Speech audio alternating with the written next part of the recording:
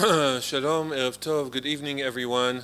Here at the Jerusalem Institute, there are also people watching us via internet, including, I know, people from Upstate New York.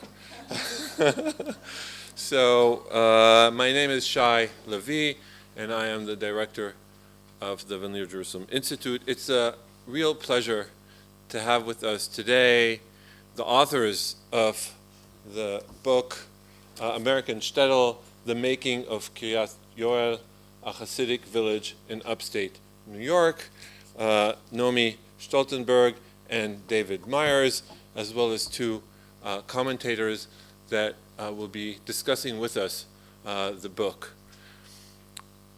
For me, this is an exciting book, one which I am sure is and will be of interest to a variety of readers, those interested in Haredi society, and more broadly in Jewish history, David Myers' field of expertise, as well as those interested in American society and specifically in American law, the field that Naomi Stolzenberg masters. But in addition, it seems to me that this book should be of special significance for an Israeli audience, here and now, a point about which I will make a few more remarks in a minute. But first, just to say something brief about the main focus of the book, or the main concern of the book. The book is an outcome of a close and impressively thorough study of Kiryas Joel, a Haredi, a community in Orange County, New York, a Haredi community, I think, known to many of us as part of the Satmar Hasidic, one of the largest, if not the largest, Hasidut in the world today. The book follows the community back to the founding of the Hasidut in 19th century Hungary, through the establishment of Kiryas Joel in the mid-70s, to its development and thriving in contemporary America. The book has many important insights and nuanced arguments, but its main thrust is captured in its title, American Shtetl. The book centers on a puzzle. How could there be a shtetl in American society today? How can a highly secluded Jewish community with ancient traditions and an ethos dating centuries back to Eastern Europe thrive in the midst of a hypermodern and vibrant New York State? From the point of view of Jewish history, Kiryas Joel is an unprecedented shtetl, a highly secluded village which has been legally recognized as a municipality of its own, with its own educational system, and autonomous in regulating its internal affairs. It enjoys a form of autonomy and self-regulation like no shtetl in Jewish history had enjoyed. The only important historical parallel is another shtetl, this shtetl, the shtetl of the state of Israel. The book argues that the apparent puzzle can be resolved once the shtetl is placed, this shtetl is placed in the relevant context, not of the history of Jewish shtetls, but in American history, society, and law. The idea of a secluded community based on strong, strict religious commitment is not an anomaly in the history of the United States. Think, for example, of the founding of the state of Utah, an entire state, by the Mormons in the 19th century, as an example. The success story of Kiryas Joel is not despite the fact that it is located in America, but precisely because of that fact, and the creative ways in which the community has learned to take advantage. The Haredi community, has learned to take advantage of state laws to advance its own communal interest and its isolation from the rest of society. Does that sound familiar to you? Obviously, the immediate reference for us is the Haredi community here in Israel, and the way that it is viewed, criticized by many Israelis outside of the Haredi community for precisely doing that, taking advantage of the laws of the state to advance its own self-interest and its isolation from the rest of society. But I think the book has an interesting insight on this, one that may be also relevant for us here, which is that whether one condemns or condones the separatism of Kiryas Joel, it must be seen as part of what is happening more generally in American society, politics, culture, and that whatever advantages or disadvantages, faults or praise one may sing for these communities, they shouldn't be directed only towards the community itself, but rather to the general context that allows for this to happen. And so, coming back to the Israeli context just for a moment, I wonder whether the lesson that should be learned here too is that separation, the idea of separation, the idea of tribes carving their own space within society without having regards to a certain kind of collective or republic is the rule rather than exception also in Israeli society. And whether the Haredi community is just one example of the way in which this happens today. This is especially true in the contemporary climate, political climate in Israel today. Having read American Shtetl, I wonder whether separation is not in fact emerging yet again in Israeli society as a solution to our problems, not only in the traditional sense of the way that we want to deal with the problem of the Palestinians in the West Bank, which is through separation, also the way that we think about dealing with internally with the Jewish-Arab conflict. But now, in response to, as part of the protest and in response to the legal reform proposed by the government, we hear voices inside the liberal secular camp saying that the solution to this should be separation. That is, that the liberal secular community too should find its way to separate itself and detach itself and rule itself and have its own autonomy within Israeli society. I want to suggest that this may be a pattern in Israeli politics, but then one that should be viewed critically, but the criticism should not be targeted only towards Haredi society, but more broadly to these attempts in Israeli society to embrace different kinds of tribalism and separatism. So this is the insight that I gained from the book.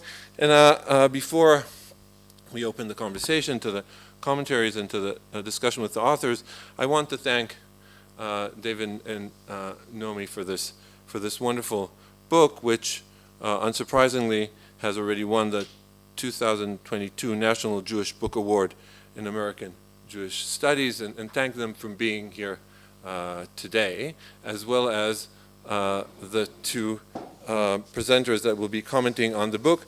And what I thought I'd do at this point, in addition to thanking all the people involved at the Institute for organizing this event, in Shulamit Laron, and the people from the media, thank you, is to introduce all our speakers this evening, and then simply allow the flow of the evening. And let me begin with the authors of the book. Professor Naomi Stolzenberg holds the Nathan and Lily Chappell Chair at the University of Southern California Gould School of Law. She's a legal scholar, colleague in that way also, whose research spans a range of interdisciplinary interests, including law and religion, law and liberalism, law and feminism, as well as psychoanalysis and literature. She has her JD from Harvard, and in addition to the current book co-authored with David, she's also the author of numerous articles on law and religion, including the widely cited He Drew the Circle That Shut Me Out, Assimilation, Indoctrination, and the Paradox of Liberal Education, published in the Harvard Law Review, as well as several other articles. She has spent the last year at the Katz Center for Advanced Judaic Studies at the University of Pennsylvania, where she has started a new project on religious exemptions and the theory of faith-based discrimination. David, David Myers. Professor David Myers is Distinguished Professor of History and holds the Sadie and Ludwig Kahn Chair in Jewish History at UCLA, where he serves as the director of the UCLA Luskin Center for History and Policy. He also directs the new UCLA initiative to the study of hate. He is the author and editor of more than 15 books in the field of Jewish history, including the book before us today. And now to the two speakers or commentators on the book. Nechumi Malovi, can you help me in pronouncing this so that I don't botch it? Malovitsky Yafe is a faculty member in the Department of Public Policy at Tel Aviv University. She completed her postdoc research at Princeton University, and her research examines different aspects of social psychology, perspective, and how identity, social norms, and authority play a role in creating and preserving poverty. Her work focuses on the ultra-Orthodox community in Israel and in the United States. Before entering the doctoral program, she was also the advisor of the Haredi educational system, and she wrote the new curriculum and textbooks in history, now used by all Haredi high schools in Israel. Nechumi earned her PhD in political science from the Hebrew University in Jerusalem, and her vision, research, and practice are intertwined, and her academic work is driven towards improving, reaching out, and helping the community, which is also in many ways what we here at Vanir try to achieve. And last but not least, Professor Julie Cooper, a colleague at Tel Aviv University in the Political Science Department. Her research interests include the history of political theory, early modern political thought, especially Hobbes and Spinoza, secularism and secularization, Jewish political thought, and modern Jewish thought. She is the author of a wonderful, wonderful book that if you haven't read yet, you should, Secular Powers, Humility in Modern Political Thought, from Chicago. Her work has appeared or is forthcoming in journals including Reviews of Politics, the Historical Journal, Political Theory, etc. There's a whole list of wonderful journals here. She has been awarded fellowships from the School of Social Science, Institute for Advanced Studies, and the Herbert D. Katz Center for Advanced Judaic Studies. She is currently working on a book project tentatively entitled Politics Without Sovereignty? Exile, State, and Territory in Jewish Thought, that examines modern attempts to reimagine and rehabilitate Judaism's national and political dimensions. Two wonderful speakers and commentators on this book. Unfortunately, Moshe Halbertal, who was also supposed to be here today, isn't able to come for health reasons. So, please, should we start with Nechumi? You want to go first? Okay. Right. What's the deal? Whatever you okay. comfortable. I'm seated already, you know. Okay, hi. So first of all, it's thank you very much for inviting me. I think it's a real pleasure to communicate about the book. As I was reading it, I was like, this is a huge project, you know, documenting this process that in so many ways is covered and shielded. Actually naming people, you know, isn't this, did this is how it unfolded, telling the biggest story. I thought it's amazing. And coming from the Haredi community, being family with Satmar, I think it's a remarkable, it's really an unbelievable project that you managed to actually do. I feel now the academic world knows about it, like, you know, is aware about it, of it. But in many ways, I was thinking, as I was reading it, so many people in the Satmar community reading it and actually getting a chance to understand what's going on in their community. And I think this is amazing. And I think for in many ways, for those people, it's a very rare gift because they know the people and they know to communicate. And this is their chance to actually understand better the world that they live in. So thank you. I know people are talking about it within the community. I heard it in the family. They don't like it, but they read it.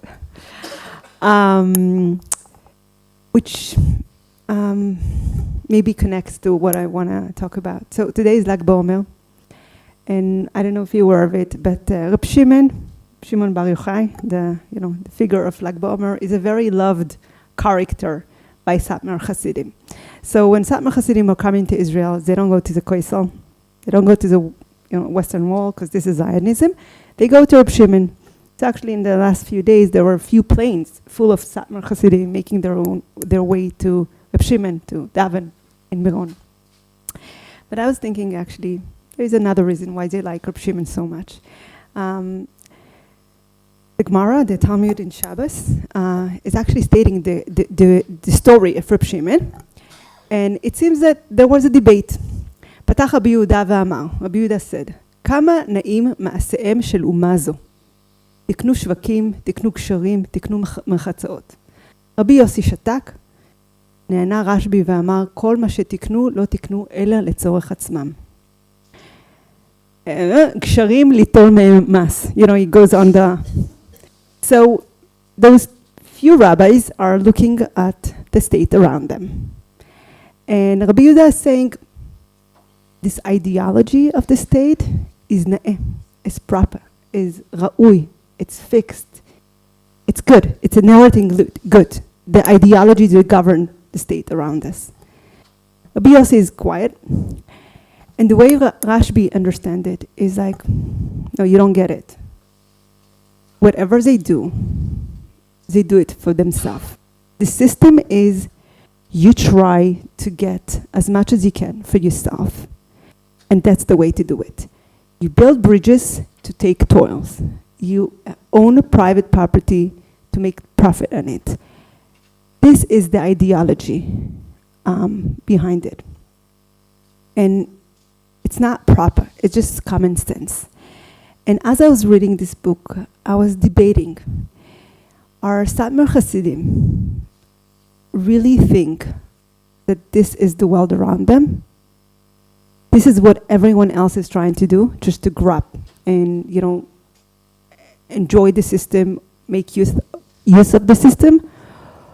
Or they obviously don't think it's a proper. They obviously don't believe in liberty the way they use it, because they don't apply it in their own community. They don't, they don't promote religious freedom in their own community. In their community, there is only one way of being religious. They don't let people sell their own property the way they buy property. So obviously they don't think it's na'eh. They don't think it's right. But they in many ways think that this is being American. And if you ask them, they say this is being American, right? We just exercising our rights. We are entitled to our rights. And it got me, because as Shai said, in so many ways, this using of the system, this, actually a cousin of mine who is a Satmar Chassid told me, that in Kiryas Joel, there is not even one phenomena on the DS4, that people, DSM-4, there is just not even one phenomena that people in Kiryas Joel don't have. I mean, they are really, all the disabilities in the world they own, and it's so disproportionate. And he was like laughing on it. And it got me thinking, what is their chances to really understand that they don't understand? Like, seriously, if at the end of the day, all the agreements that they are doing with people outside. They're doing all this political, plats and planning, people outside. And what extent they realize that it's not really what the world is about. Because in many ways, they are like Reb Shimon, they are in a cave. They are in a cave, and they really don't understand the world deeply, what liberalism is all about. I know it sounds like I'm trying to make a justification for a lot of corruption that is happening in Kiryas Joel and in the Satmar community, but I want to be honest, and coming from the Haredi community and knowing what people around the Haredi community thinking, I find it again and again that people are just, they use a language that they don't understand. They use the word liberalism, they use the word rights, and it's out of reference, because they are missing some of the understanding of what this Western ideology is about. And when they have a system that they're tricking is working, and this also refers to politics in Israel, and we see just currently, we just got this crazy budget, the Haredi communities, but if they don't have any system, any way, stops them, and maybe they feel like this is the way power works, and we just play in the system, and we're excelling. This is common sense. Sometimes I feel like maybe I get it wrong, because it seems like it's working for them. And what they don't realize, like Rabbi Shimon, that it was in 12 years in the cave, when he came out, wherever he looked, he burned the world. They don't realize that they're actually burning the world that they are part of. I mean, if everyone would be acting the way they are, that's not gonna work.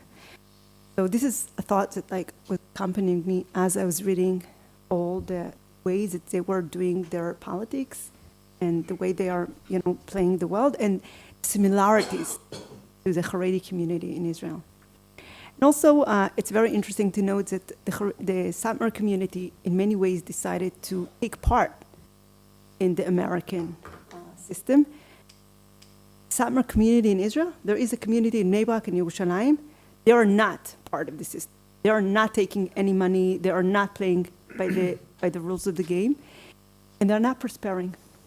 So, the way to do it is to take part. And another point that I want to make, and this is going to be my final point, we all talk about the success, and I want to ask, why is it a success?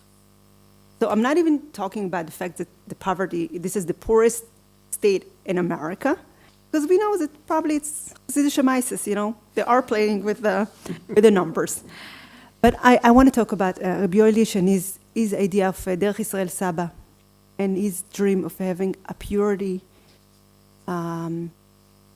this utopian community. And I want to ask, to what extent is this community living up to its own standards? I feel like maybe so beautifully is written in the book about Rabbi Yoelish's own private journey, and he's an extraordinary kind of person, an extremist, a zealous person, someone who's completely almost autistic to the world around them, and persistent. But I was thinking that when a person is modeling such an example, being so obsessed with purity, being misunderstanding law and democracy the way he did in many ways, how it manifests itself when it comes to a community. I don't think that it's an accident that there are so many problems with the Kedusha in the community, referring especially to pedophilia. I think this obsession with purity is almost like channeling some of this very big problem. I think his complex relationship with the state of Israel, with law, with understanding what's legal systems are and the way they manifest, almost inevitable that corruption brings. So when you have a person that maybe as an individual his extreme way is okay, but it translates itself to a community and people that are not necessarily living up to those standards, it's bound to be to go wrong. So that's it. And again, I think it's a phenomenal. Toda rabba. Thank you.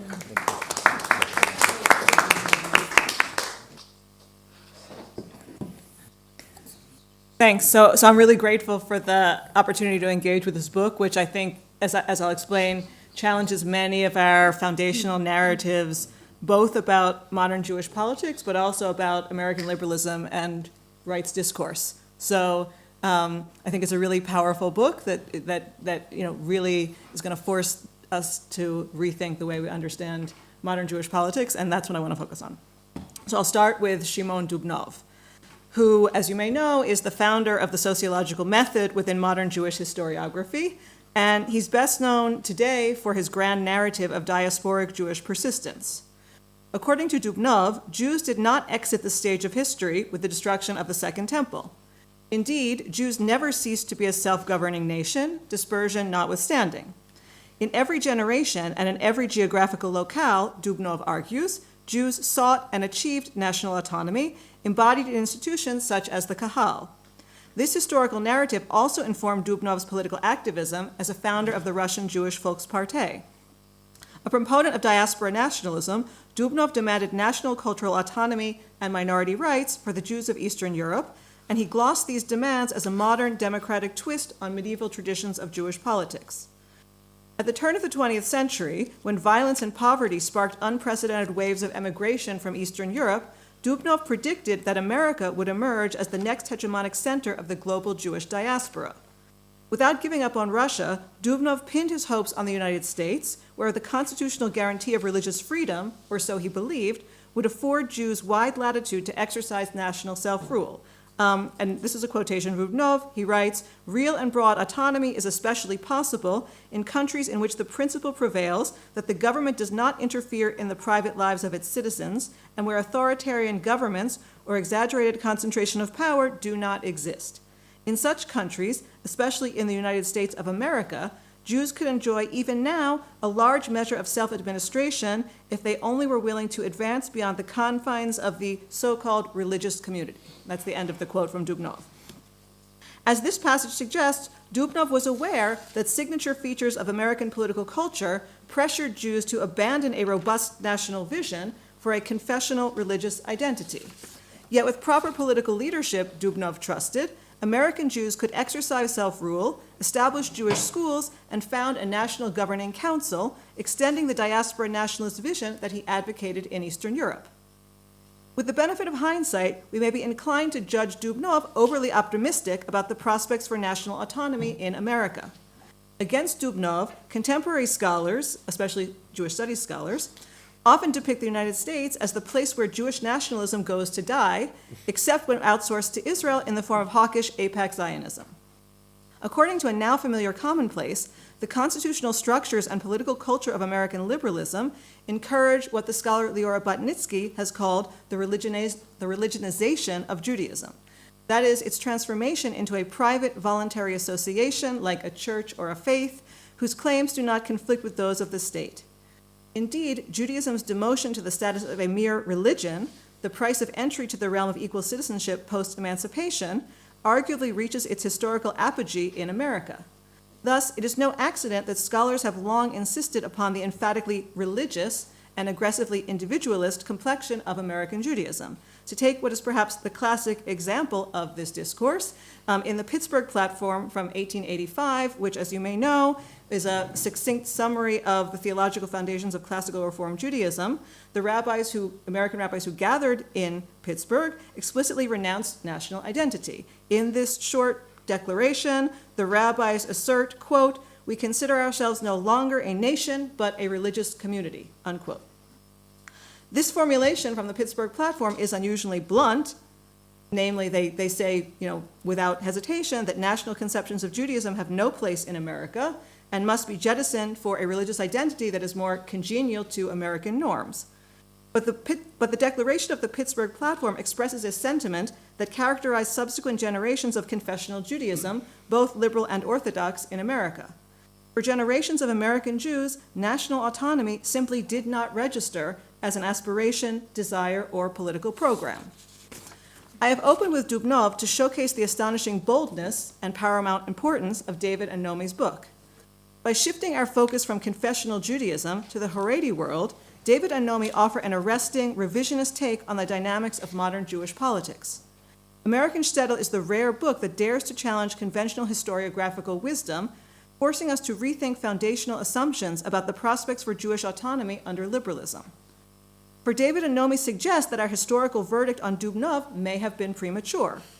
In American Shtetl, David and Nomi advance a claim that will seem counterintuitive to those trained to see American liberalism as a solvent of collective Jewish identity. As the story of Kiryas Joel demonstrates, the Pittsburgh platform and related forms of confessionalization do not exhaust the story of American Jewish politics. In its 20th century iteration, American liberalism has allowed Jews, or perhaps more accurately, a particular subset of Jews, to achieve historically unprecedented degrees of political independence. Reading American Shtetl, one begins to suspect that Dubnov was onto something, that perhaps he accurately sized up the political possibilities afforded by American liberalism. Could it be that America's constitutional structures and political culture actually foster the desire for autonomous Jewish existence, at least, again, among certain subsets of Jews? This is the bold proposition that American Shtetl invites us to entertain. Of course, the story of Kiryas Joel presents us with a very particular kind of diasporic Jewish autonomy. One of the book's central claims is that the Satmar have achieved, quote, a degree of insularity, homogeneity, and religious uniformity never before seen in the Jewish world, not even in the dense Jewish communities of Eastern Europe. And that's the end of the quotation. Moreover, the village's mayor, administrator, and vad hakiriya have managed to seize control over nearly every aspect of public and private life, wielding a kind of power that was unavailable to the European Kehillah, the medieval corporate body that Kiryas Joel superficially resembles. Despite, or perhaps because, the U.S. Constitution contains no provisions for national autonomy or minority rights, and here I guess the notable exception would be Native American tribes, whose sovereignty is mostly anchored in treaties, but let's put that aside as an exception. And I will generalize and say that the U.S. Constitution does contain no provisions for national autonomy or minority rights. Despite or because of that fact, the Satmar have achieved a greater degree of political independence in America than previous generations of diaspora Jews. American Shtetl suggests that the autonomy that the Satmar have carved out in Kiryas Joel is unprecedented in kind as well as in degree. One of the book's central contributions is to detail the strategies Jews must employ and the identities they must adopt in order to constitute a homogeneous independent polity in America. As David and Nomi demonstrate, illiberal uses of market liberalism were what enabled the Satmar to establish a legally incorporated village in Kiryas Joel. Practicing a form of what David and Nomi call communitarianism from the bottom up, the Satmar used market mechanisms, such as private property and contract rights, to create an exclusively Haredi town. Moreover, in the endless rounds of litigation sparked by the establishment of the local school district, the Satmar invoked and internalized norms of multiculturalism, pluralism, and religious freedom. Indeed, the litigation that the book painstakingly elaborates offers a textbook case of the clash between the free exercise and establishment clauses of the First Amendment that increasingly shapes First Amendment jurisprudence. In Kiryas Joel, the right to free exercise, the constitutional guarantee that citizens can worship and educate their children without state interference, has allowed the Satmar to establish a polity which dissidents have likened to an unconstitutional theocracy. As David and Nomi conclude, there is an anomaly, and this is a quotation, quote, at the heart of the American constitutional order, the rights to private property and the free exercise of religion combine to allow illiberal groups such as the Satmars to create religious establishments. That's the end of the quotation. Thus, in an ironic twist, it is precisely the religionization of American Judaism that allowed the Satmar to create an exclusively Haredi town and justify its all-encompassing jurisdiction in American courts. The categories afforded by First Amendment jurisprudence are those of a religion rather than a nation. Again, with the exception of Native American tribes, American law does not extend political independence to self-proclaimed nationalities. Yet traditions of First Amendment jurisprudence do accord wide latitude, freedom of worship, educational and parental rights, and protection from discrimination to groups which profess a so-called religious identity. As David and Nomi demonstrate, the Satmar join a venerable American lineage of defending homogeneous enclaves by invoking the prerogatives afforded to religious communities. In short, Satmar autonomy is predicated upon the embrace of an emphatically religious identity. In this sense, David and Nomi simultaneously extend and challenge Dubnov's vision for American Jewish politics. American Shtetl confirms Dubnov's prediction, for it shows that American liberalism can, in fact, accommodate and even encourage aspirations to Jewish political autonomy.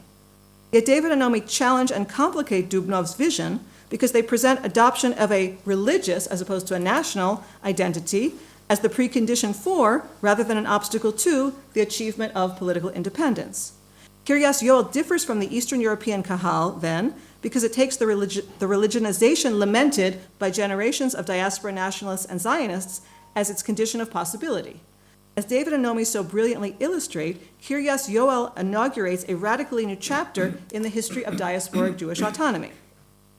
The book's final denouement, the sincere embrace of ardent Trumpism by 99% of Kiryas Joel's voters in the 2020 election, is best understood in this context of religionization.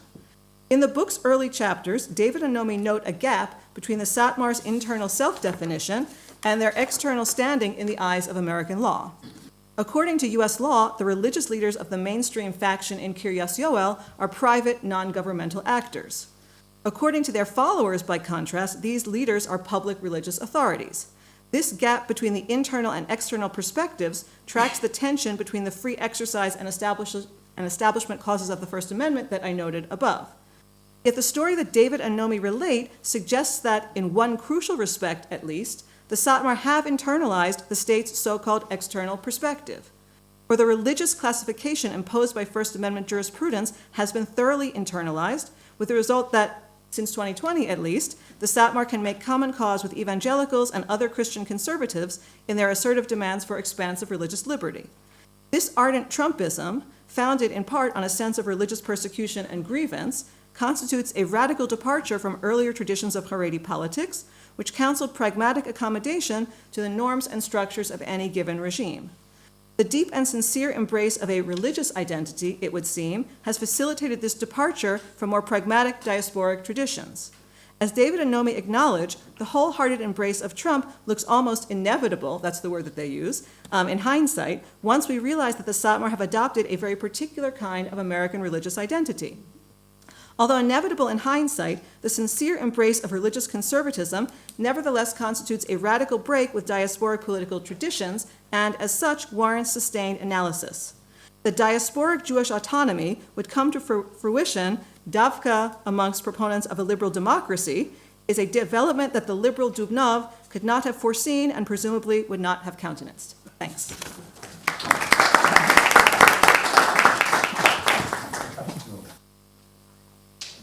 Ag Sameach. Erev Tov, everybody, and good day to those who are out in the Zoom universe. I want to begin by thanking Shai for the invitation to be here in this very special, almost sacred space where we've presented on this topic during the long period of gestation in which this book came to fruition. And I want to thank Shulamit and the staff at Van Leer for the gracious reception. It's really a delight to be here. Though I should say that it being Lag BaOmer, there's good reason to be in Kiryas Joel, where Rabbi Teitelbaum over the last several decades has created a phenomenal ritual event, the annual pilgrimage to Kiryas Joel. If not Meron, go to Kiryas Joel, which really reminds us of the constructed nature of Haredi Judaism, because that ritual, which is such an important part of the annual calendar in the Satmar world, is invention.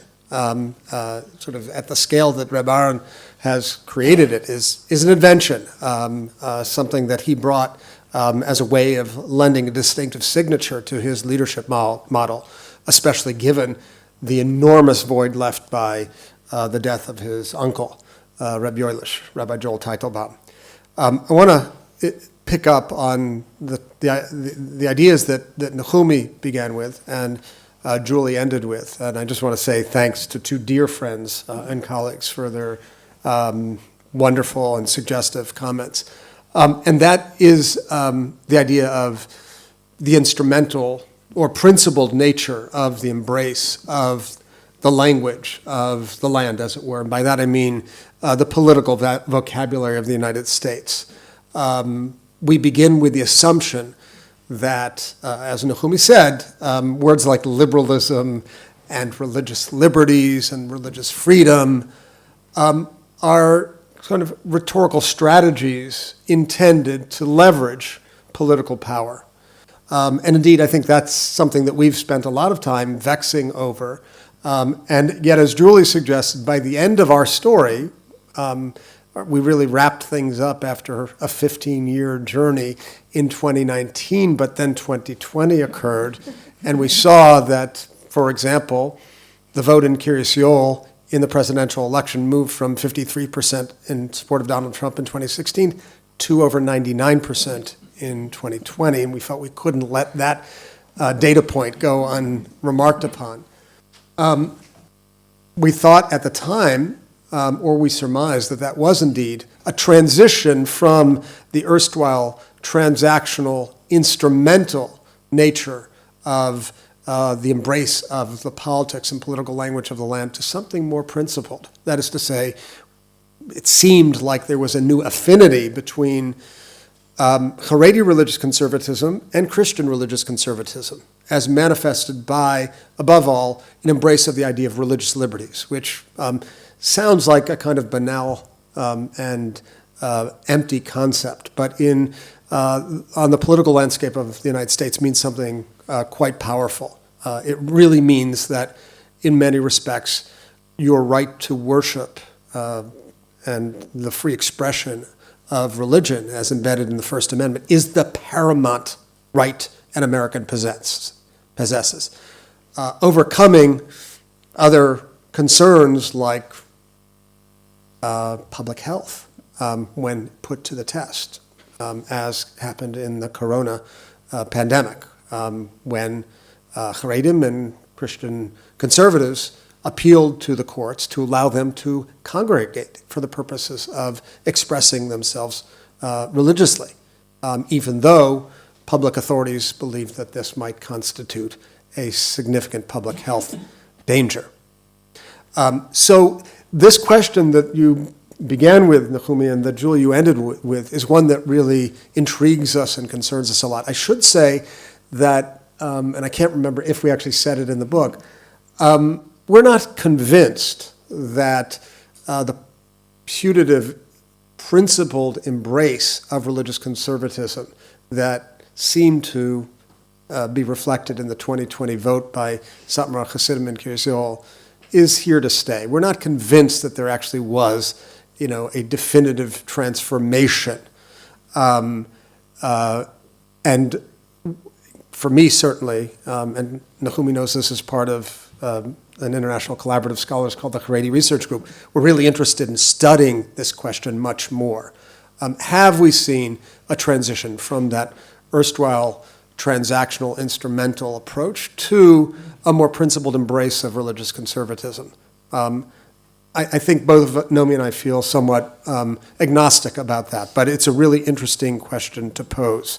And it has a lot to do with, I think, something broader that we have called attention to, for which we've been criticized, and I think rightfully so, and it makes for an interesting point of conversation, and that is our notion that what we see in the story of Satmar in the United States and Kiryas Joel is a process of what we've called unwitting assimilation.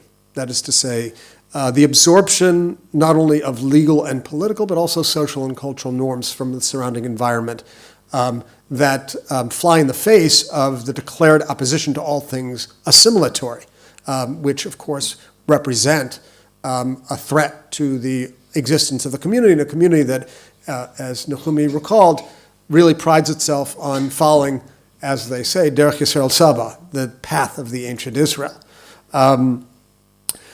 So these questions really animated our study, our concern, and we noticed over the course of decades that overtly or not, consciously or not, legal and political strategies rooted in the American context became part of the way of life, of the daily operation, the daily business of Kiryas Joel.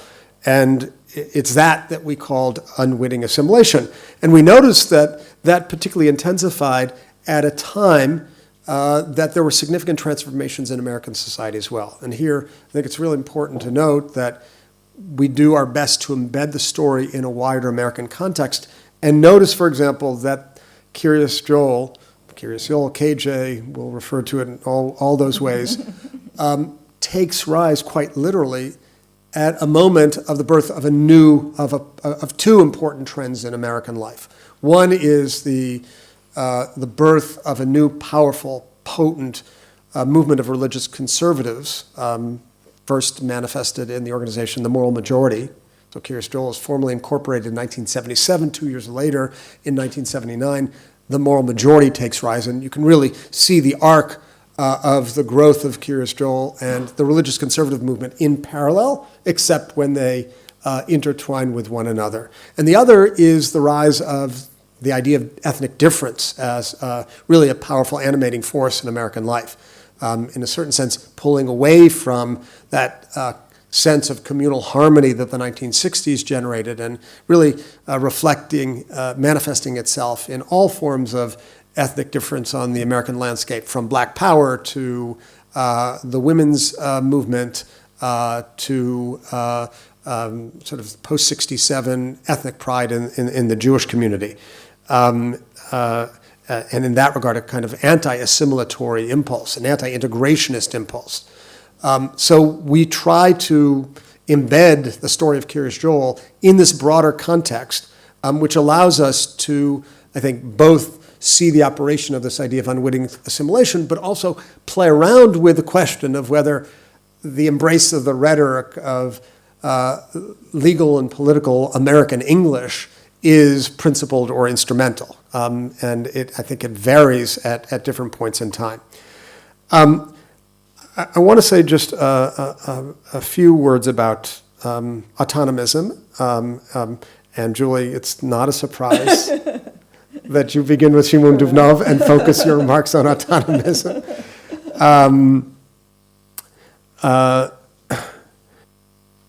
In earlier parts of drafts of the book, we discussed the formative environment in which Rabbi Elish took rise, and we generally understand him as a fierce combatant for the purity of Torah principles, rooted in the context of the Hungarian Unterland in the northeast quadrant of the Austro-Hungarian Empire, where there was a fascinating clash of forces from east and west and north, forces of emancipation and enlightenment on one hand, and neo-traditionalism on the other hand, that made it such an interesting laboratory for Haredi Judaism. And the Teitelbaum family was enormously significant in participating and advancing the battle against all forces of modernization. And at the same time, and sort of toch kadei, in the midst of that battle against what Rabbi Elish saw as the gravest threat, the greatest source of contamination and impurity, namely Zionism, there too, there may have been an unwitting process of assimilation, of notions of what strong forms of community looked like.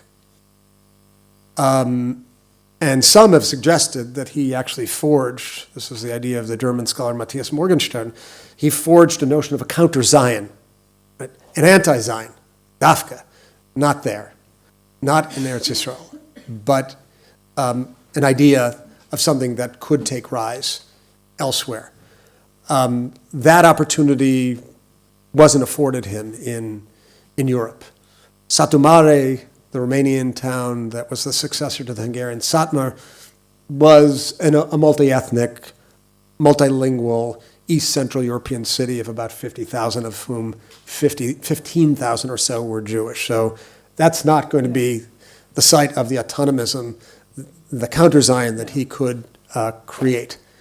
He then spends a year or so in Jerusalem, and his message didn't really take hold. He makes his way to the United States initially to raise money for his moistas, his institutions, as they would call them, back in Eretz Yisrael. But there, things begin to come together in a different way. And so, as we contemplate the religionization of Judaism, I think it's also important to consider the idea that Reb Yoelish brought with him some notion of what a strong form of community should look like, that was born not only of his struggle against all forces of modernization, the chief villain of which was Zionism, but even some notion of Zionism, Zionist organization, as a kind of model both to unwittingly draw inspiration from, but to more consciously fight against. It seems to me something of an idea came with him, and then America proved to be particularly hospitable. It should be noted that initially what the associates of Reb Yoelish, who were sent out from Williamsburg, where the community was initially established, intended to do was to create in Satmar parlance a Shtetl, a safe haven, a spiritual enclave, not a legally recognized municipality. That idea arose out of the very fierce battles over zoning that arose when Satmar Hasidim first moved to the town of an isolated part of the town of Monroe to create their shtetl. And within 2 years, the shtetl idea was transformed into the vision of creating a village, a legally recognized village that now is a legally recognized town and may someday be a legally recognized city, according to the standards of the state of New York. Let's just say two brief words before I hand things over to Naomi. One about success. By many measures, Kiryas Joel, New York is an astonishing success, insofar as it has managed to maintain such a high degree of conformity to Satmar ideals.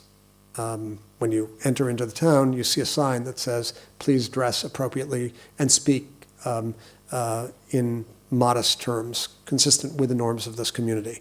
And that's an indication that you're entering a different kind of world than the suburban New York environment in which it's embedded. 96% of the community declares that a language other than English is spoken at home, which it's safe to say is Yiddish, the language of the community from the beginning of the day to the end, from cradle to grave. Education is a hugely important praxis in Kiryas Joel, and another sign of success is that fewer than 8% of the community declare that they have a university degree, the antithesis of the mainstream American Jewish ideal, but a measure of success in preserving the norms of the community. I should say that rates of poverty are declining, and we're seeing the emergence of a new Satmar middle class, and I would even say upper middle class. Process of embourgeoisement is occurring within the community. All these are markers of success, and yet there are also signs of troubles that really extend back to the death of Reb Yoelish and the vacuum that left. And yet, one of the things that has perplexed and vexed us is that with all of this strife from within, so the second Satmar Rebbe never achieved the degree of authority of his uncle, that's Reb Moshe Teitelbaum, and his sons, the first and third, have spent much of their time engaged in combat against one another. And Kiryas Joel, by virtue of its remarkable demographic growth, in some decades doubling in size, has encountered tremendous hostility from surrounding neighbors who fear its encroachment upon their terrain and their competition for the most valuable natural resources in suburban New York, which is, say, land and water. Despite all of that, the community has grown remarkably, which leads to the empirical proposition that conflict has not only accompanied the community since its inception, but maybe been good for it. One might extrapolate from the correlation. And so that is perhaps a final enigma with which I'll leave you. There's so much more to be said on the Israel parallel. We have a lot more to say about that, but I'll save that for later. Well, let me add my thanks to everyone at Van Leer for bringing us here, organizing this, and thanks especially to Naomi and Julie. I'm going to try to address two of each of your comments. Naomi, I want to start with your very well-taken question, is the community living up to its own standards? Which really means, is the community living up to the way of the Rebbe, the founding Rebbe, right? Not his inferior successors to whom David has just referred. And, on the one hand, as David has just described, there are lots of ways in which they are continuing to adhere to his standards of modesty, of purity, of dress, and but you also, not difficult to point to, you pointed to instances of corruption, get a lot of attention. I don't think we know if there's any more corruption in Kiryas Joel than in many other communities, but it has its fair share. So it's a mix, obviously, and it's partly a question of which aspect of the Rebbe's way, which standards. And even if we just focus on, as you call it, this obsession with purity, which is to say, this obsession with avoiding the corruption of the unholy world, the pollution of the unholy world. The answer to that question of whether the community is living up to its own standards is going to depend in part on sort of which aspect or which application of that ideal of purity as separation from pollution we're focusing on. And what I want to suggest, and this connects to some of David's comments and Julie, some of your remarks, a really key aspect of the original Rebbe's original vision of purity, what purity entails, is refraining from the exercise of political power. And that's not unique to the Satmar Rebbe. I mean, that's kind of, that is the defining impulse of every pietistic, separatist religious community, which is very much based on this purity-pollution dichotomy, which leads to the conclusion that we must be pure, right? And B, the only way to achieve that is to withdraw from the world, to withdraw from worldly affairs, to withdraw from the affairs of politics and the exercise of power. And the anti-Zionism is in part just one particular application of that more general power principle, that we should not dirty our hands and sully ourselves and pollute ourselves by participating in the exercise of political power. That's a broader principle, right?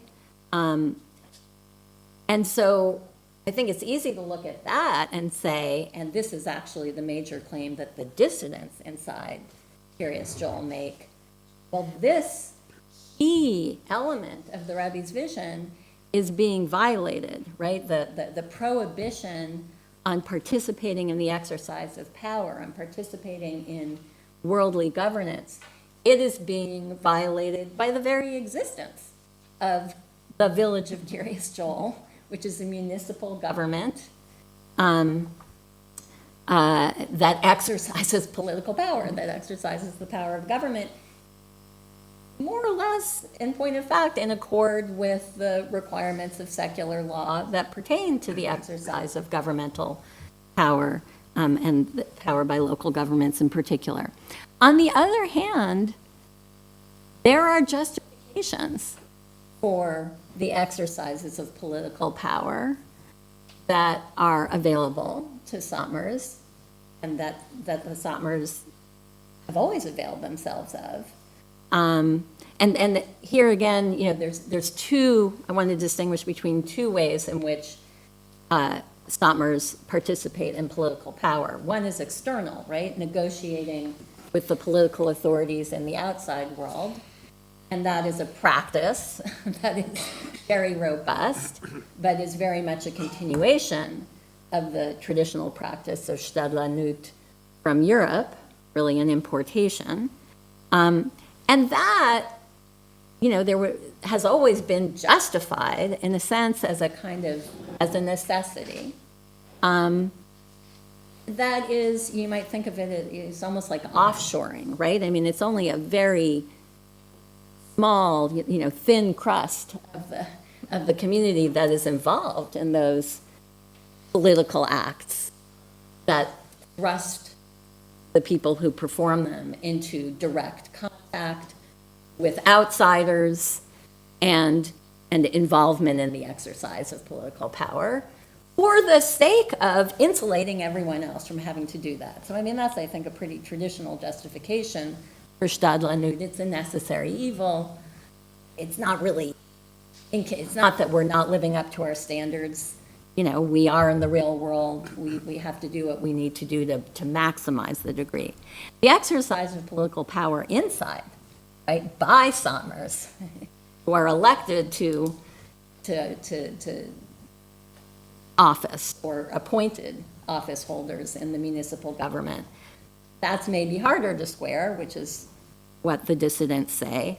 Although here again, I mean, I think one can come up with justification. So I think it's a very good question, but that's just sort of a taste of some of the complexities that I think attend to answering it.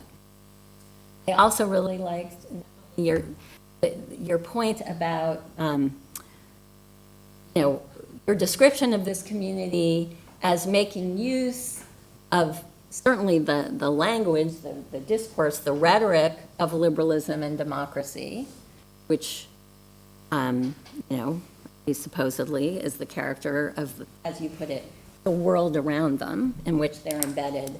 And this assertion that, but they misunderstand it. And, I've been pondering that ever since you said it. I'm very, there's a part of me that, yeah, I totally agree. They just don't even understand. They're using these things with at least out fully understanding them.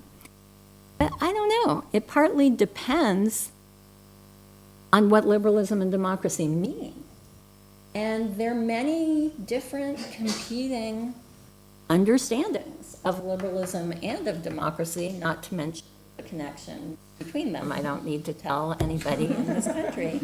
So, there is one version, the liberal version of liberalism, maybe, that it's at least to me, the likes of me and maybe you, the kind of pretty attractive version where what is liberalism and what is democracy about? It's about personal liberty and tolerance and equality, and you point out in their own lives they don't live in accord with those beliefs. But, that's one school of thought about what liberalism is. There's two other schools of thought. One is actually a critique of liberalism, right? That says, well, actually, a liberal society is a society in which, first of all, enables, and we might even say fosters separation. We're back to that theme of separation. It's residential segregation on the basis of race, on the basis of income, on the basis of whatever, which goes hand in hand with the critique of liberalism, that it's a political order and an economic order that enables and promotes deep forms of economic inequality, and so the separation is imbricated with the economic inequality, and in fact creates all kinds of obstacles to any form of redistribution that would alleviate unequal wealth and political power. So you have the critique, but then you also have proponents of a different version of liberalism. We might call it conservative liberalism or liberal conservatism, which, I mean, these are tricky things, but among them are people who I'm going to say sincerely profess the same principles of equality and personal liberty, but they apply them differently in a way that is deeply consistent with basically, that is deeply consistent with a social order that is characterized by the coexistence of groups, the tolerance of groups that are very different one from another, and that are able to preserve their differences and live in accord with their different ways of life by benefiting from liberal principles of non-interference with private life and private action, but that are internally illiberal, right? Is that version of society reflective of a misunderstanding of liberalism, or just a different understanding of liberalism, one which is, to me, troublingly, increasingly ascendant in the United States? Two last points to address two of Julie's points. For many years, I've either written or taught First Amendment law, and in particular what we call the religion clauses, the first two clauses of the First Amendment of the United States Constitution. Congress shall make no law respecting an establishment of religion, nor prohibiting the free exercise thereof. And until pretty recently, it was just axiomatic that there is a tension between these two clauses. It behooves us to be aware that the Supreme Court today, which is a pretty newly composed, has a new balance, is adamantly committed to the view that this is a falsehood. That is just another liberal falsehood. That the tension between the supposed tension between the Free Exercise Clause and the Establishment Clause of the First Amendment is a product of a misinterpretation of the Establishment Clause as prohibiting various forms of public support for religion, public funding, and as prohibiting public forms of religious exercise and public displays of religion and public entities like local governments that are religious in character. If you interpret the Establishment Clause as prohibiting all of that, then there are some situations in which it can come into tension with the Free Exercise Clause for religious groups that say, our religion is one whose free exercise requires public exercises of religion or public displays of religion or governments that are, of, for, and by one particular religious group of people. According to the majority of the court today, that's just wrong. There's no tension between, and in their most recent cases, and there have been a lot of them, the Supreme Court has been there is no tension. Why? Because properly interpreted, the Establishment Clause of the United States Constitution does not prohibit public displays of religion, public exercises of religion, public funding of religion, and so on and so forth. So I just want to be aware of that. There's so much more to say about those issues, but I'll leave it at that. But I love the way you had this phrase that you were describing our book, but I love your words, that you said we describe the strategies that Jews must deploy and the identities they must adopt in order to benefit from the opportunities that the American legal order and political order and economic order makes available to groups like the Satmars. And then, it's like, okay, well, so what are those strategies and what are those identities? And this really interesting, right?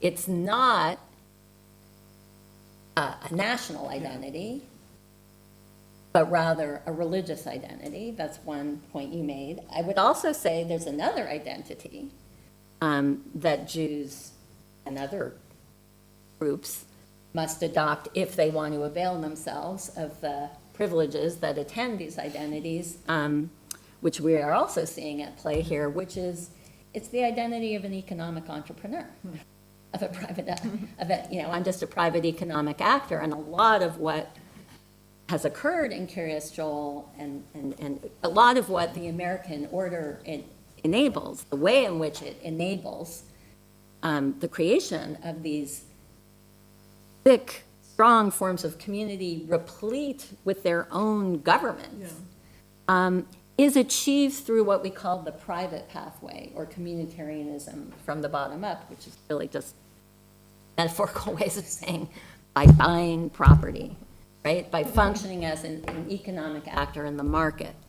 So both of those, and that blend of, privileging the identity of the private economic entrepreneur, the market actor, and as you said, it's not just a religious identity. I think you called it, there's a particular American version of a religious identity. And you might think that those two things would be in tension with each other. They certainly can be. But the dominant form of conservatism in America today, I'm not talking about the Satmars, is one that blends those two. And I think the Satmars have been able to blend into that blend. But I was going to say one more thing about that kind of religious identity, but I don't remember what it was. So I'm going to end there because I really want to hear other people's questions. I know David does as well. Thank you guys both so much. Thank you. So we still have some time, and I think there's some questions, so let's allow people to ask them. You need to use the mic so that people Zoom can...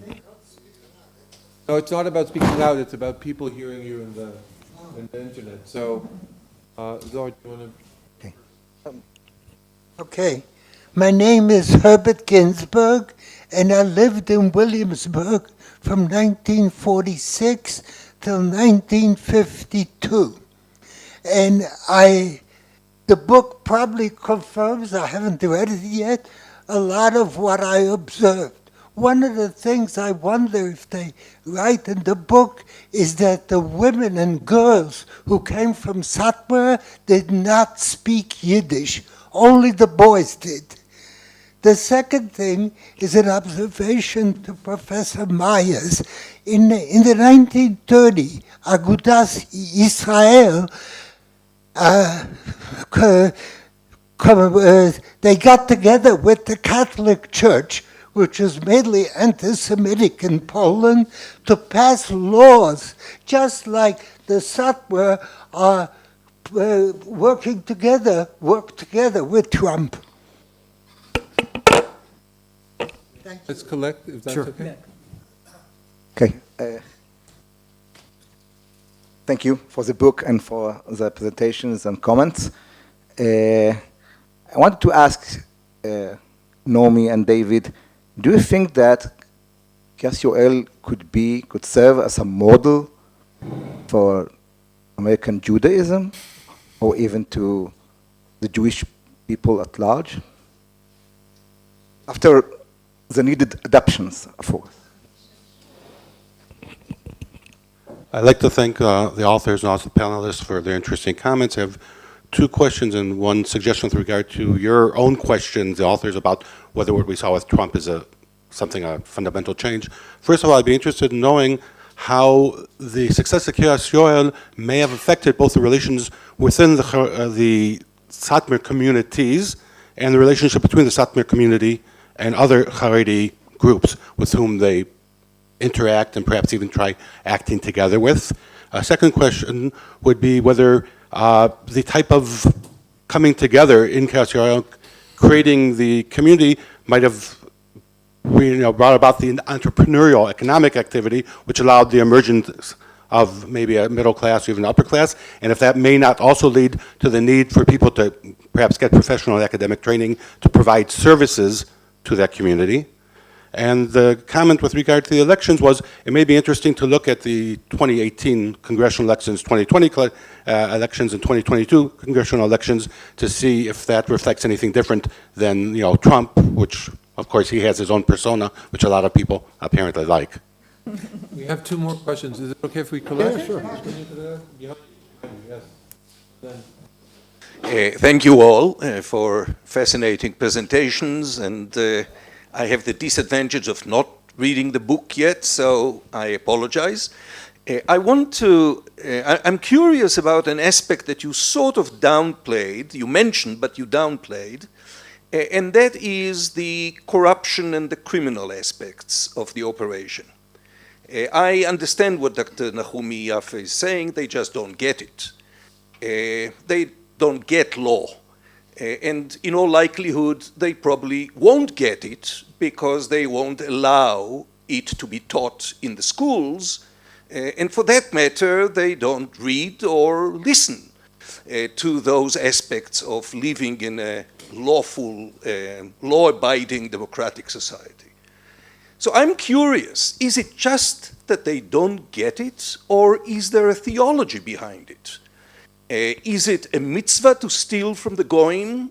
Is it just a disregard for public funds? Naomi, you said that there may be similar corruption in other communities. I assume, I don't know, but you probably do know, that there is much less internal crime in Kiryas Joel than in many other communities.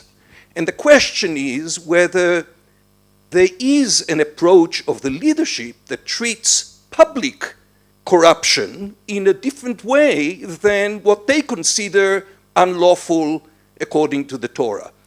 And the second aspect of the same question is, can you say something about the reaction of the Jewish community, of the leadership of the Jewish community to those issues or examples of corruption which is performed not just because people are criminal and you find criminals everywhere, but it's really performed in the pursuit of Torah and sort of in the name of enhancing the Torah. So has the Jewish community boldly come to terms with the fact that this is giving a bad name to Judaism and the Jewish people?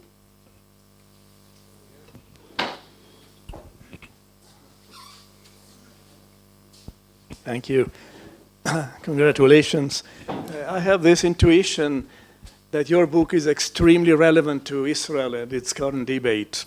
So we will have to read. But my question, of course, is limited, first of all, to the demography of success. That's a coincidence that you're asking that question. It's a coincidence. So which has 2 or 3 parts, but quickly stated, the growth, which in part is known and then can be projected, would lead us to certain fantastic numbers in the year 2100 or so.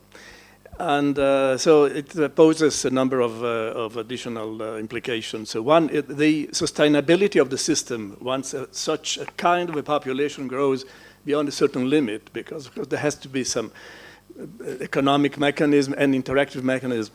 And therefore, and that you have already mentioned, both of you, the interaction with the neighbors and the area interaction. In any case, there is an expansion mechanism that has to be understood. And the other aspect is that by becoming, at some point, maybe 30% of American Jewry, I once made a calculation, the number of Jewish births of the Haredi sector might reach 30-40% of the total Jewish births sometimes. In the visible future in the U.S. Then the entire internal balance of American Jewry will change. And so the image of what we call American Jewry will be completely different. So we will have an American Jewry which is largely Haredi and, as we have heard, somewhat disconnected from liberalism and other values. And on the other hand, a total population which has also changed because, as you know, a minority of the Americans will be white by 2060. So we will have what once was a sort of integrative convergence, total divergence. What does that mean? Last but not least, if possible, Vivian Liska, please. Thank you. First of all, thank you so much for this presentation, for these views. They were so convincing that I had a hard time trying to come up with some kind of counter weight. So that's all I could come up with.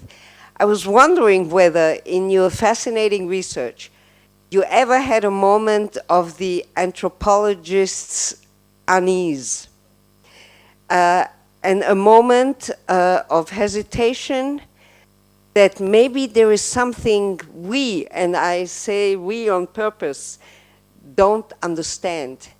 Because what they don't understand, you made that perfectly clear, and it is indeed very convincing. But was there a moment when you just halted and thought, well, maybe there is something there? Thank you. So, thank you. I have been plagued by the anthropologist's unease from the moment we decided to write this book, particularly when David first proposed, I think I'll go to Kiryas Joel and talk to them. And it's partly because neither of us is a trained anthropologist, but it's also because I spent a lot of time in the 90s reading all of the anthropologists' self-reflective critique. So I was so aware of exactly what you're calling attention to, is that, you know, the outsider gazing in at the alien, and even though our intent was precisely to familiarize the alien and to, so we were, I think we both were just very, very mindful of that all along, and at the end of the day, I think it's better for all of us, whether you're a trained anthropologist or not, to attempt to understand people who are very different from you, rather than say, I'm not even going to try because I'm probably going to get it wrong and be making some terrible, you know, I'm going to misunderstand and miscast and maybe in ways that are reflective of biases and stereotypes. And I will come back to that point. But when we try to understand the other, we must be mindful of, you know, the ever-present possibility that we're misunderstanding. So thank you for that question. I think not disconnected from that, I want, is it Uri? So I think I would really take issue with how you characterize the community, although I want to concede at the beginning. I will give you this. I think there is a serious problem, not exclusive to Satmars, shared by many, if not all, Haredi communities and many other religious communities, that while we have like an incredibly strong ethos of mutual obligation to one another, we don't have an obligation to anyone outside of it. I mean, and that there are versions of that are really operative and are deeply troubling, and that's that's a problem, and it can, and we all know, and it's easy to point to examples of bad behavior, sometimes criminal, sometimes corruption of some kind, sometimes none of the above, but just behavior that evinces an attitude of either just complete indifference, they don't count, you know, only, you know, our duties only extend to people within our community, or at least not treating outsiders with equal regard. That's very problematic. That said, it is absolutely not true that they don't get law. Much of what we tell in the book is, it's an astonishing story of legal learning. I mean, it's amazing. And some of it is they learn it well enough. And by the way, most people who go to law are using it instrumentally. They do that too. Incredibly, like they know it, they know it very well. I'll get back to who the they is. And there's also absolute internalization of the principles and values of it. So I think that is not true. But also, who is the they? I mean, who amongst us really knows law? Right? And you say they don't allow it to be taught in school.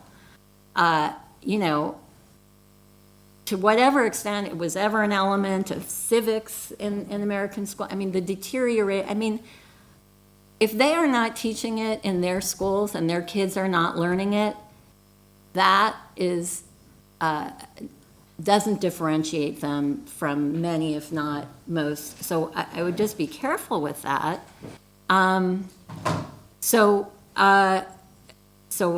There's more to say, but I'll leave it at that. The last question, I forget who asked, is KJ a model for American Judaism? I mean, American Judaism, it's funny, you also asked, like, what is the reaction of the leadership of the American Jew? But there isn't,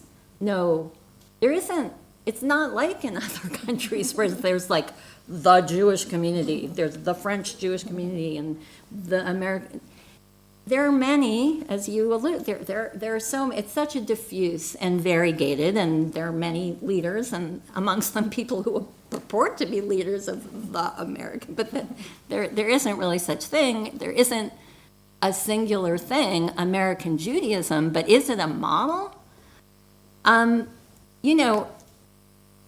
If we care about cultural preservation, and I do, preserving Yiddish. I'm someone, my grandfather was a Yiddish poet, a secular Yiddish poet, and in the 1980s, I remember going to a conference where his work was discussed along with that of other Yiddish modernist poets, and this is in the maybe early 80s, and everyone there was analyzing sort of the plight of these Yiddish poets in America in the 30s, and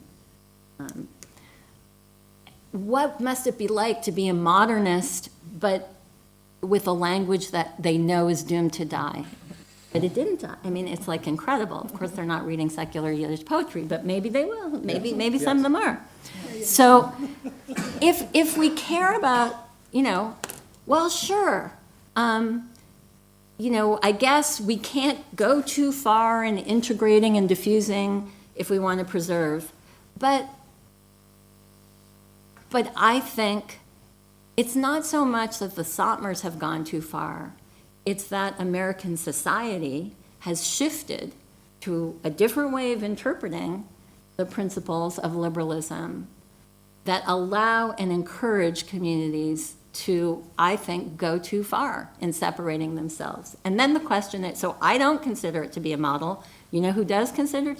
There's a lot of conservative Christians, and they write books, and there'll be like a whole chapter. We should have our own Kiryas Joel, the Benedict option, right? I reject that, but I do care about cultural preservation. So I guess the question is, can you have meaningful forms of cultural preservation without that extreme a degree of separation? And I think you can. And I think the Satmars can and would have, they are, like all Jewish communities, very adaptable. And if American society had required them to be a little less separate and have a little more secular education, and I have little doubt that they would have conformed to that. Thank you for these wonderful questions. I'll try and address them briefly, and I'm happy to talk about them at greater length after. Mr. Ginsburg? Yes. So in fact, girls are offered a much heavier diet of secular subjects in their education, including exposure to English in the United States, and it was a source of pride to Satmar Jews who came to the United States, that there was created very early after the constitution of the community in Williamsburg, a girls' system established under the leadership of someone called Hirsch Frankel. It's important to note at this time, this has come up in the context of the debates over Hasidic education in the New York area that has been prompted by a series of New York Times articles, a long series of New York Times articles. Rabbi Eilish himself, interestingly, said when the boys' system was created in Williamsburg, boys should learn English and have some exposure to essential secular subjects. If that's not what you want, then don't send your kids to school here.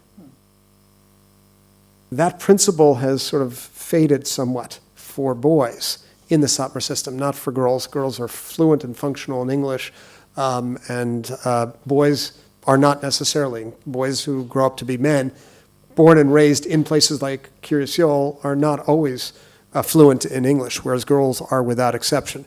Your point about the alliance between the Aguda and the Catholic Church, unholy alliances of such sort during the wartime years were abundant.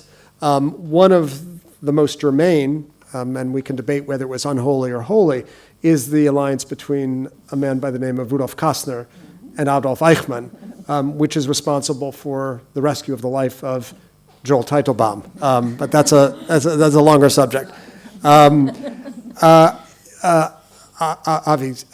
yeah, you're right about looking at the 2018 and 2022 data suggests that instrumental pragmatic transactionalism is alive and well. Hence our hesitation about the assertion that there was this significant leap to our sort of renewed reflection upon the presumption that Trumpism, has conquered in a principled ideological way the Satmar community. Much more to be said about that point. Ori, yeah, I guess I sign on to Nomi in so far as I think there's a theology at work here. I don't think it's quite as nefarious as you portray it.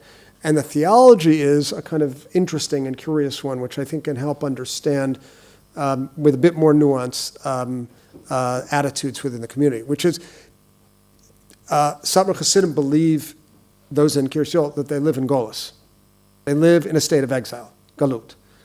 They also believe that the United States, and this may be lahavdil elef alfei havdalot, unlike the state of Israel, is a malchut shel chesed. The intersection of those two ideas frames what we might call the theological politics of Kiryas Joel, right? And also the attitude towards outsiders, right? So Satmar Hasidim believe that their neighbors are in some sense foreign to them insofar as they're in a state of exile. But they also believe that they have been the beneficiaries of a unique reception by a uniquely friendly regime in the annals of Jewish history. And that informs their own sense of commitment and even allegiance to the United States. And I want to return to that in a minute.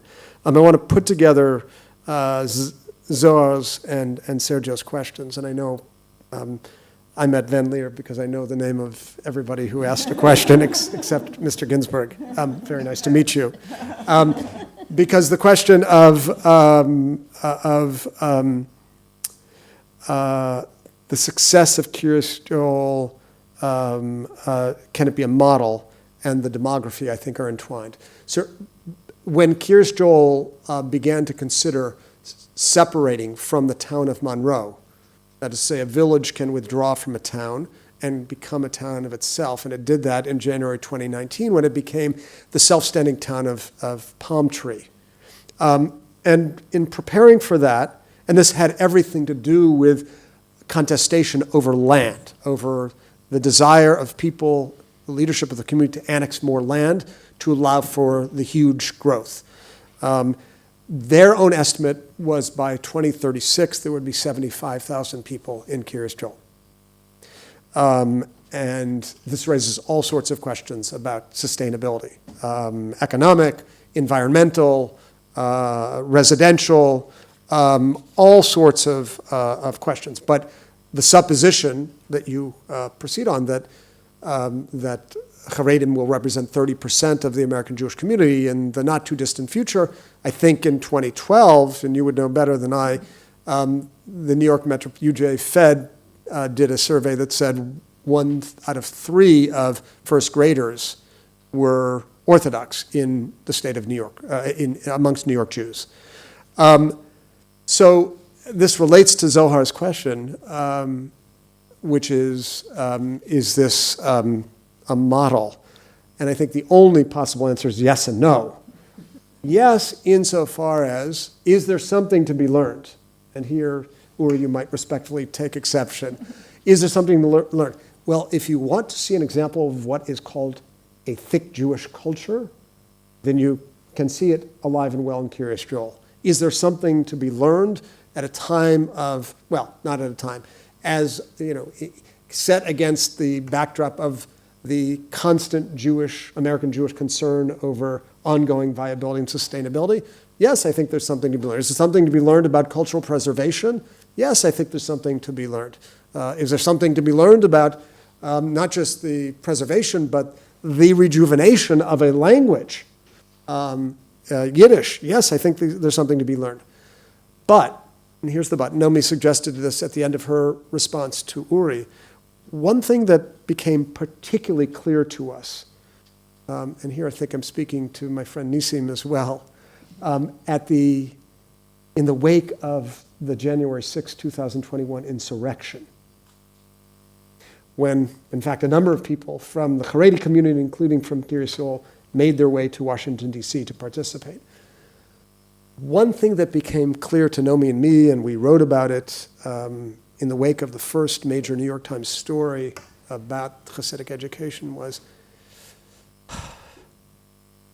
you have to have a sense of the common good in order to be a full participant in society. It's not enough to believe that the United States is a malchut shel chesed. There has to be some meaningful notion of the common good. This is not a zero-sum proposition. It does not mean the complete erasure of a distinct cultural tradition, but without a sense, a viable, robust sense of the common good, which is to say, which is transmitted by comprehension of values like democracy and equality and equal access to the resources of the state, then you are leading to the disintegration of the united, an emphasis on United States of America. That may be a new regime of separation with which Shai began, and this raises all sorts of interesting questions about what democracy can look like further in the 21st century. But Naomi and I had a very palpable sense that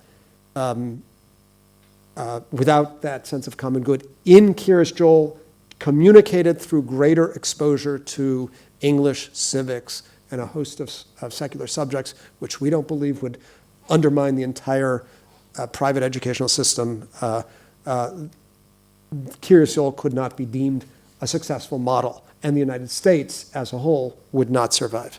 And just finally, to Vivian's question about an aha moment. Well, I had so many of them because I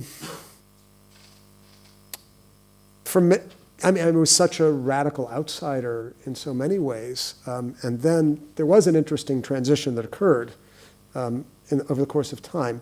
It became somewhat known, in part through a friendship that I forged with sort of the leading historian of the Satmar world, and certainly of Kiryas Joel, a man by the name of Shlomo Yankel Geldman. It became known that I knew the history of Satmar pretty well. And that was really a ticket of admission to sort of further circles within the community. And people would call their friends up and say, this guy's here, come and try and trick him with a question about Satmar history. And we had the benefit, I should say, of competing factions within Satmar to gain access to the two sides, because I'd be asked, whom did you speak with? And I'd say, Team A, and they say, come, I'm on Team B, you got to come and get the true story. But, I don't know if this is an answer to your question, but I was really struck by encountering those whom our friend and colleague Ayala Fader calls hidden heretics, those who live an external existence that seems completely in conformity with the norms of the community, and yet have, at an internal level, completely checked out. I mean, live their life completely outside of the community, not physically, but psychically, mentally, online. And I was fascinated by that phenomenon. I mean, it's the subject of all sorts of prurient, sort of exoticizing interest on the part of some. That's not how I tried to understand it, especially because I would ask people who sort of had checked out, like, and do you want the same for your kids? And they'd say, no, absolutely not. I'd say, why? And they'd say, because this is the most beautiful form of existence I know, even though they had completely checked out. And it's really at that moment that I said, I'm not sure where I don't think I fully grasp either of these spectrums, either the poles on that spectrum. But I have to say, just in conclusion, it was by many orders of magnitude the most interesting research project I've ever been involved in. Thank you so much. Thank you, Julie. Thank you, David and Nomi. Thank you, your audience. Yes, hope to see you soon again. By name. So I feel like yeah, we're starting. Like